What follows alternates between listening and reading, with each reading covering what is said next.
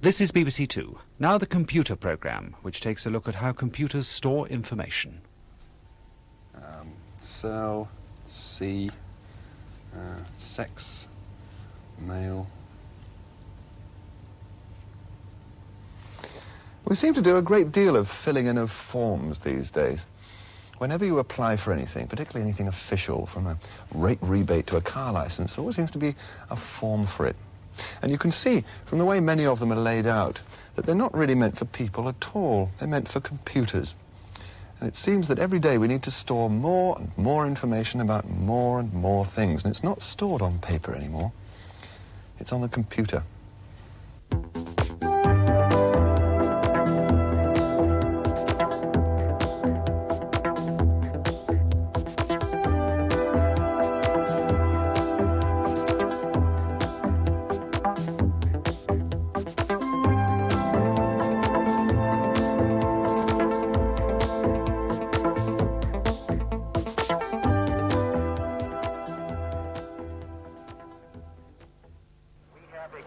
We have ignition of the solid rocket boosters and liftoff.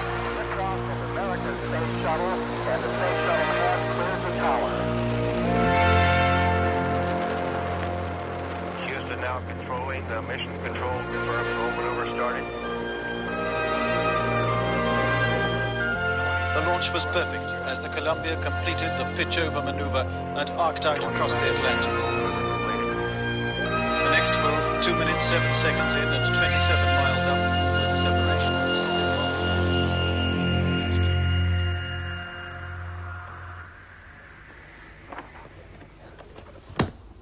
If you wanted to build yourself a space shuttle, or perhaps put solar heating in your house, this is where you'd start, probably, in a book. And how about this beauty? It's the fattest book I've ever seen, and this is just reports on computer applications in medical care just for 1980. Well, we're all familiar with this way of storing information, or as it's known in computer jargon, data. It's been around for thousands of years, but now it's running into trouble. These books are not the sort of light reading you'd want to take away with you on holiday. For example, we've got here the Soviet Technical Physics Letter, and you can see, imagine, Dear Ivan, I want to talk to you about the effect of an external electric field on the velocity of a surface acoustic wave in a lithium niobate single crystal. Or even more exciting, and not many people really believe this, Goodbye to the Flush Toilet. This is a comparative intellectual treatise on the flush privy versus the composting toilet. Perhaps it would be useful in the Himalayas. We're in the science section of the British Library with 85,000 books. But this is only part of it. This is one of 7 such buildings around London. This library alone subscribes to 25,000 different journals and periodicals, weekly, quarterly, monthly. So that this information is growing at an incredible rate. That leaves us with 2 problems. First of all, what are we going to do with all this paper? And secondly, how to find that idea buried in all this paper that will make me into a millionaire. Well, let's go back a little bit. What is writing all about? Well, it's putting ideas or words into symbols. Now, it just so happens that I have here with me a page from the Egyptian Book of the Dead. And these are patterns representing ideas or words. For example, very simply, the wriggly lines are representing water. This represents purity, a newly hatched chick. So what can we do to reduce the size of all this data? Well, one way is to put it onto a computer. And to do that, we have to convert the words, the characters, and the numbers into patterns that the computer itself can handle. To the ancient Egyptians, these hieroglyphic symbols did very well as a way of representing their ideas in permanent and storable form. And we have our own equivalent in the form of the letters of the alphabet and the signs we use for numbers. They all work because our eyes are very good at recognizing shapes and patterns. But a machine needs something much, much simpler, like a punched card, for example. All the machine has to do here is use its little metal finger to track across each column and see if there's a hole or not, and if there is, where it is. You don't need modern electronic machines to do it. In fact, it's a system which has been in use for a long time, Mac. I didn't realise how long. We don't see a lot of these around. It's an old 40-column card reader, a card sorter. It's a nice piece of antique. But the principle's the same as was used in the old census done in 1890 by the Americans. And each of these columns, in fact, stores one character, either an alphabetic character, A, B, C, or a number. And you can set up on this one column at a time to sort them out into order. What sort of job could it do? Well, for example, if this was a census card and column 15, the age of the child was punched in between 0 and 9. I don't suppose they put many in 0. We set this up to the appropriate column. We put the cards in and press the button.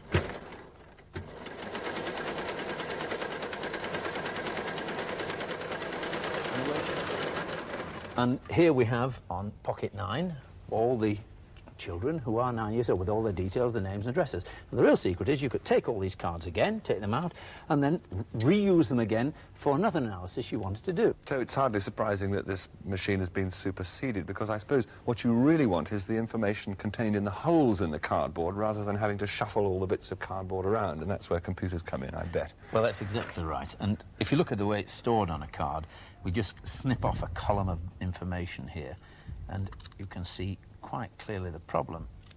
There is one character. And that's the equivalent. And in fact, the computer doesn't just see if one space has got a hole or no hole in it. It's checking for all of them, and there are many permutations, aren't there? Well, all possible combinations. In 8 bits, it's called a byte, by 8, a byte, and in those 8 there are 256 possible combinations, and they would be used to represent, for example, all the alphabetics, upper and lower case, numbers 0 to 9, all the special symbols, plus, minus, left bracket, and so on and so forth. And that's all stored in the famous revolution, the microchip, isn't it? And it's all done in a very, very small space. What is that? What's the process inside there? Well, I like to think of it as a sort of series of pots.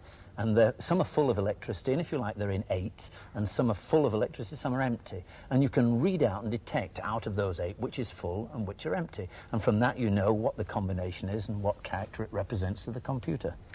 So, given that the information can be stored, we can sort it out in any way we choose. We can display it, we can count it, and we can scan it, looking for any particular item we want, and at fantastic speed. Now, Mac has been to see how the British Library's computer index works.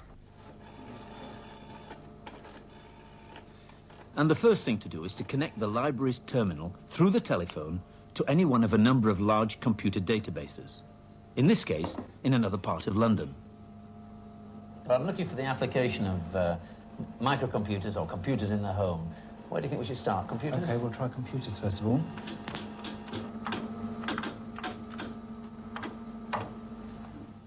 It takes no time at all for the computer to search through its entire database. But if you're not careful, you can easily end up with a lot more than you bargained for. Oh, that's a problem. 48,818 references on computers. Well, that's far too many for me to read. Let's cut that down. I'm really interested in microcomputers rather than general computers. Let's see if that cuts it down at all. Let's try the word microcomputer then. So to cut down the numbers, you can ask it to search again and again, matching on different words. 7,559. We've got to thin that down. I'm not going to read 7,559 references. What about home? Let's try home. Yes, we'll try... What we can do is try to select those with home where it occurs in the title. And that's how we do that. Well, that's more likely to give us a manageable number.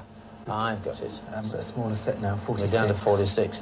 That looks more reasonable. Can we look at what they're about? Get yes. Some titles out anyway and see what we've got. I'm asking the computer to type out the first 5, just as a sample.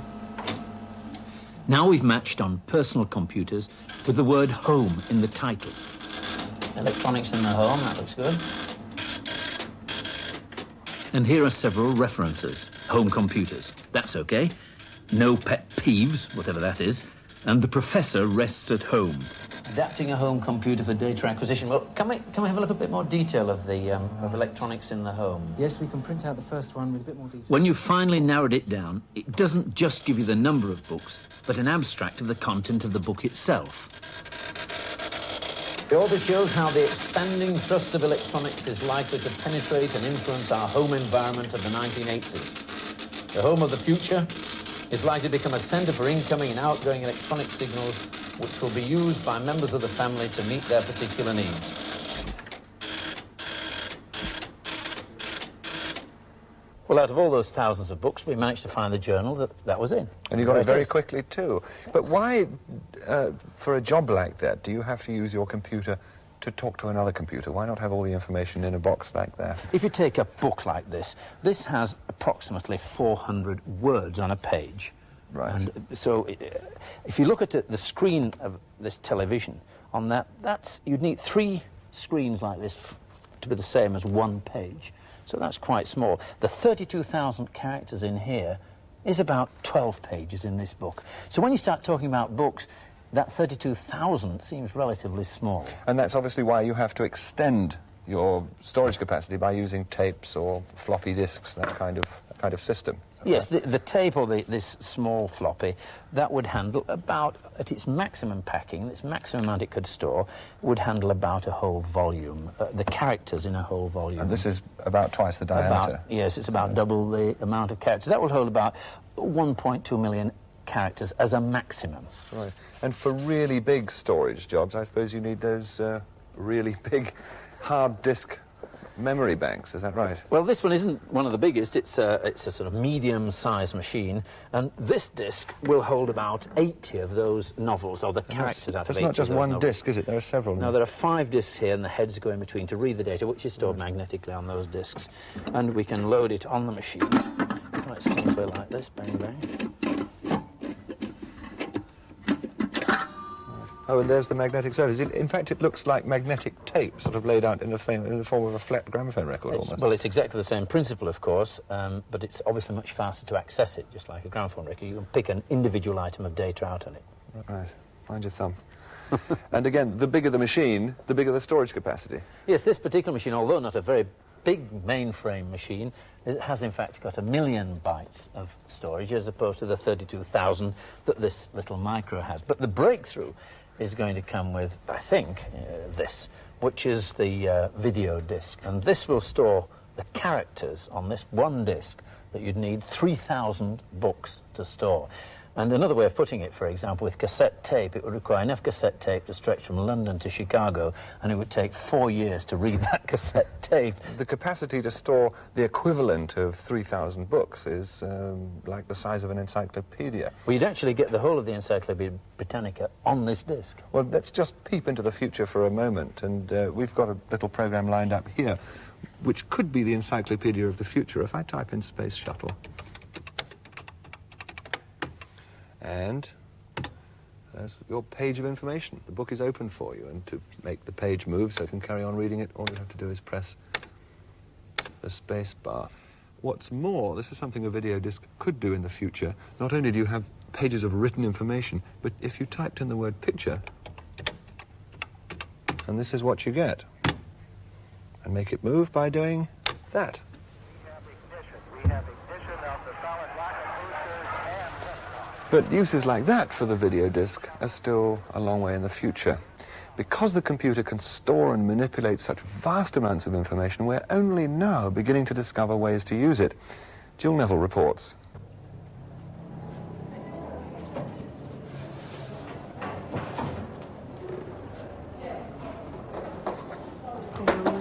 Thank you very much.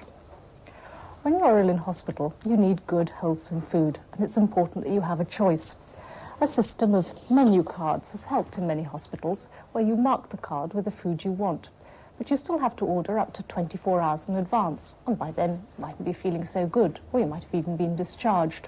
And that's meant a wastage of up to 20% of the food in some hospitals. Now, I ordered my lunch this morning, and this omelette was cooked in the kitchens just 6 minutes ago. The process has, of course, been computerized. Of course, the computer has nothing to do with the actual cooking, but it greatly speeds up the counting of the dishes on the 500 menu cards. The patients benefit, and so do the chefs, who now know the precise quantities to be cooked. The computer the catering team chose can be bought in any high street computer shop, and it's small enough to fit on an office desk. For the operator, the system couldn't be easier to use. Getting the information into the computer is also easy. An optical card reader scans each card and detects the mark that the patient has made opposite his choice. But the computer can do more than just gather information about the number of dishes and meals. It can help the catering manager plan and cost the menus. Or, if it's given the exact recipe of each dish, even down to the last pinch of salt, it will print out the shopping list the chef needs to take to the stores.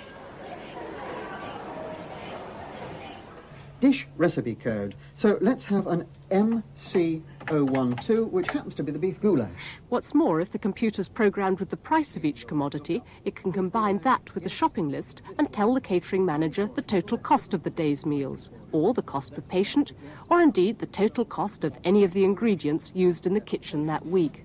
And on the printer, out comes an analysis of how much that dish is going to cost. The day-to-day running of the catering office is also greatly assisted by the computer. It's available to any of the staff who need it, and the information it can give them is only limited by the ingenuity of the programs they feed it. What started as a simple aid to reading menu cards has proved to be far more valuable because of its ability to process and retrieve information. What the computer has also proved are that soggy chips are no longer the order of the day, because we know from the printout exactly how many portions of chips are needed on each of the 30 wards. We can divide them into groups of 5 and cook the chips in batches, exactly the right amount just before they're needed. The key to the whole operation is this timetable. It's almost military in its precision, and it's adhered to rigorously. 12:58 is the time the next lot of things are due to leave for the wards.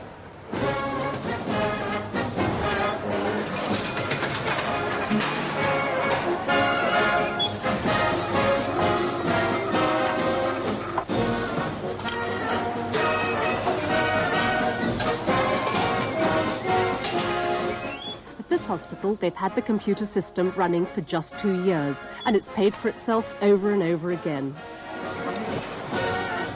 It's now being installed at hospitals all over the country, and that means savings of hundreds of thousands of pounds of taxpayers' money every year. Obviously a tremendously valuable thing for any hospital to have. But one thing I want to know about computer memory, it's you put stuff into storage and then you get stuff out. How does that really work, that business? Well, in BASIC you have things called variables, and all that a variable really is the location in memory where your data is being stored. You don't have to know exactly whereabouts in memory it is located. The computer looks after that for you. All you have to remember is the variable that you've called it. And I think if you take a visit to memory, or in this case a bank vault, you get a rough idea of what I mean.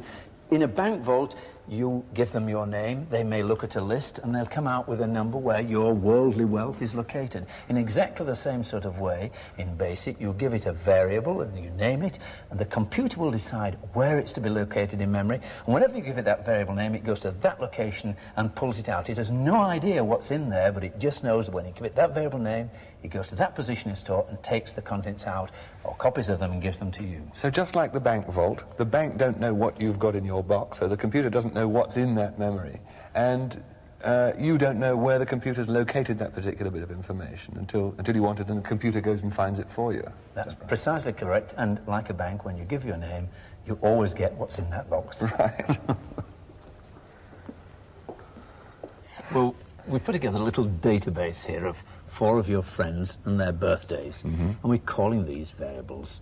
Name one with this curious $sign, which I hate, which says it's a string, in other words, alphabetic and numeric, but not to be calculated on. But name one, and Jane, is the contents of the memory location which the computer knows as name 1. So you say name 1, you're going to get Jane. Right. Date 1 is another variable name, and the contents of that location is 23rd of February, and so on down the thing, with name 2 being Mike, date 2 being the 15th of June, and so on. Fine. The next bit I'm sure I can work out for myself. I mean, that's asking the computer, when you run the program, to write up on the screen, enter keyword. That's telling you, as the operator, to start. Exactly. Okay. And input item string. Now, you remember that because then the computer comes back to you with a little question mark, which is saying it's expecting some input from you. And when you type that in, it's going to know that as item. It's going to call that piece of information item. Okay, so it's going to be 70 next, I guess. Am 70. I right? Now, I hope you're going to be able to work this one out. Well, what you've got in there now is item. So if the item I is thought it was equal going to be one. It's going to be one of these, if something equals something, then something or other. So if item $symbol is equal to name one. Item string. Right. Equals, I bet. Equals name one. Right.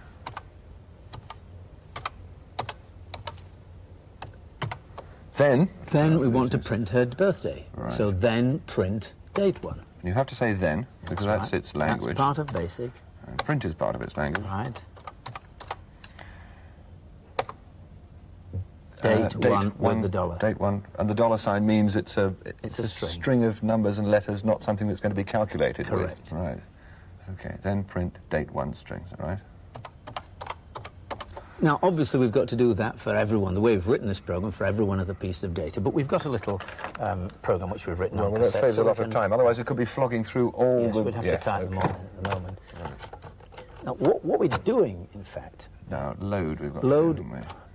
dates, I've called the program, in quotation marks. Start the tape. Start the tape. Press the return button. And there it's searching. Right. What we're doing effectively is very much the same sort of thing that was happening when you typed Space Shuttle. Yes. It went to seek in for the locations in Space Shuttle and bring that into the terminal. Let's just list 70 to 100 and you'll see what we've added to it. Those are the logic statements there. Yes. Connecting name 2. If item is name 2, then print date 2. If item is name 3, print date 3. If name 4, print date 4. Right. Let's see if it works. Run. No, I've forgotten all my friends' names that you made up. Try Mike. Jane was one Jane, of them. that's right. 23rd of February. Oh, we'll try another one. What was another name? Mike, you said? Yes. 15th of June. Very good. That's not bad. Works. It's ended rather abruptly, of course, and you could enhance the programme by putting their addresses on or putting what you sent them last year for their birthday as a present. And it's almost limitless what you could do to this database. That's all feasible as a natural expansion on a microcomputer like this. Do yes. Have a big home database. Totally feasible. Right. Well, it's pretty clear then that, given a few more lessons and a bit of practice, I could have access to quite a lot of stored information. But some of it could be beyond the four walls of my home computer. Out there in computer land, as we've seen, there's a vast amount of stored data, and much of it surprisingly easy to get at. Now, that accessibility is something people are beginning to worry seriously about, including journalist Rex Malik.